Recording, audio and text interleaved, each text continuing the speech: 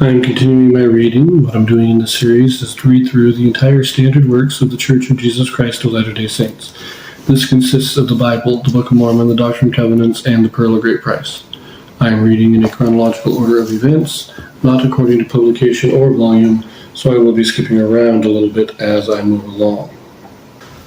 Right now, I am continuing the story of David. I've actually finished the book of 2 Samuel, but David's story, the last few years of his life are kind of wrapped up in the last few chapters of 1 Chronicles, as well as the first chapter of 1 Kings. So right now I'm turning back to 1 Chronicles, and this will be chapter 22. David prepares gold, silver, brass, iron, stone, and cedar wood for the temple. He charges Solomon to do the work of building it. Okay.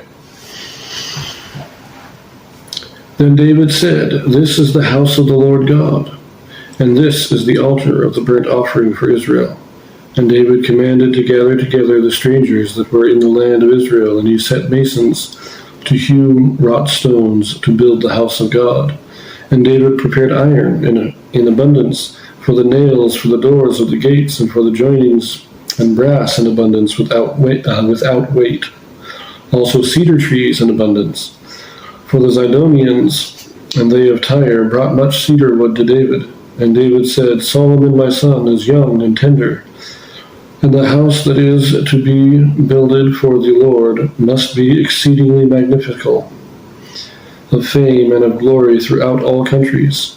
I will therefore now make preparation for it." So David prepared abundantly before his death.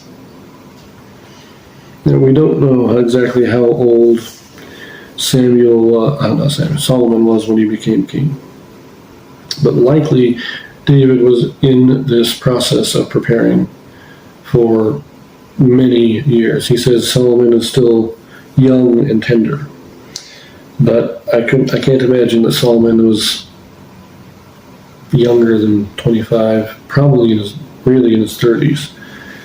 So is that really young and tender?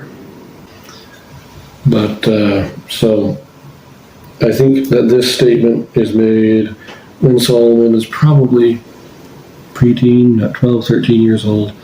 David says, well, Solomon, I know he's going to be the one to build it, but he's young right now, and I want to get things ready for him. So he's putting this together. Anyways, verse 6. Then he called for Solomon his son and charged him to build an house for the Lord God of Israel. And David said to Solomon, "My son, as for me, it was in my mind to build an house unto the name of the Lord my God. But the word of the Lord came to me, saying, Thou hast shed blood abundantly, and hast made great wars. Thou shalt not build an house unto my name, because thou hast shed much blood upon the earth in my sight. Behold, a son shall be born to thee, who shall be a man of rest, and I will give him rest from all his enemies round about. For his name shall be Solomon, and I will give peace and quietness unto Israel in his days. He shall build an house for my name, and he shall be my son, and I will be his father, and I will establish the throne of his kingdom over Israel forever.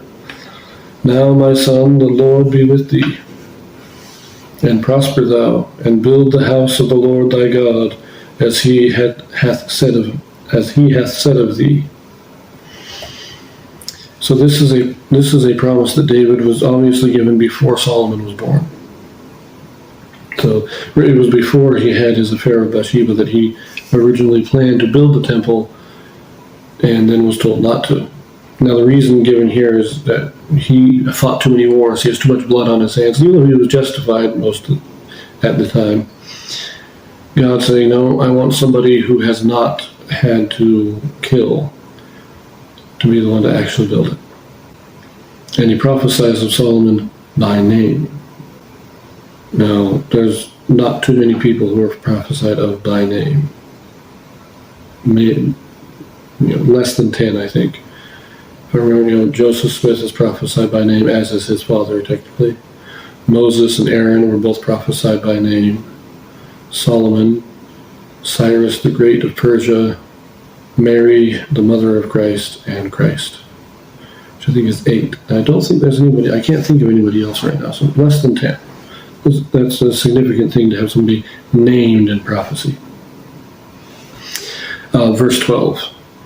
Only the Lord give thee wisdom and understanding, and give thee charge concerning Israel, that thou mayest keep the law of the Lord thy God. Then shalt thou prosper, if thou takest heed to fulfill the statutes and judgments which the Lord charged Moses with concerning Israel. Be strong and of good courage, dread not, nor be dismayed. Now behold, in my trouble I have prepared for the house of the Lord 100,000 talents of gold, and 1,000 talents of silver, and of brass and iron without weight, for it is in abundance. Timber also and stone have I prepared, and thou mayest add thereto. Moreover, there are workmen with thee in abundance, hewers and workers of stone and timber, and all manner of cunning men for every manner of work. Of the gold, the silver, and the brass, and the iron, there is no number. Arise therefore and be doing, and the Lord be with thee. So I like this. He goes, I've got all this stuff ready for you. All these materials, even workers. He hired all the workers that we're going to need. If you need more, go ahead and get some more. So and add there too if you want. He's saying, don't think that I've got everything ready for you. You want to build it bigger? You don't have enough materials here? You do what you want to do. But he also, before he says this, he does tell them, he gives that prayer, God make thee wise and understanding to keep the law.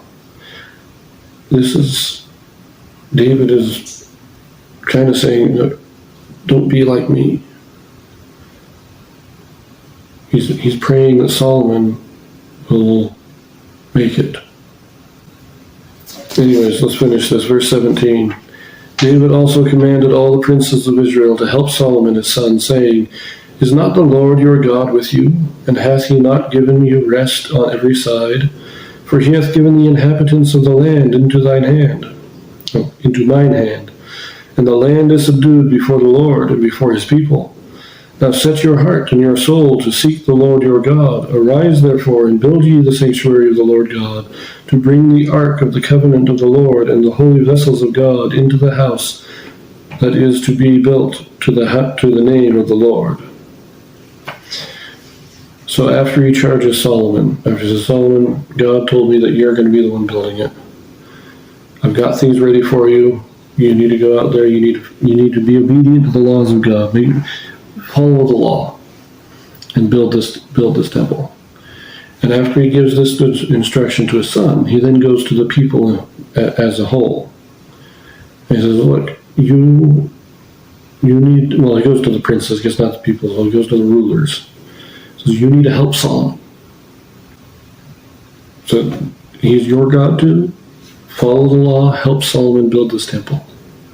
This is basically David's pretty close to his last act before he dies, is to lay this charge on Solomon and the princes.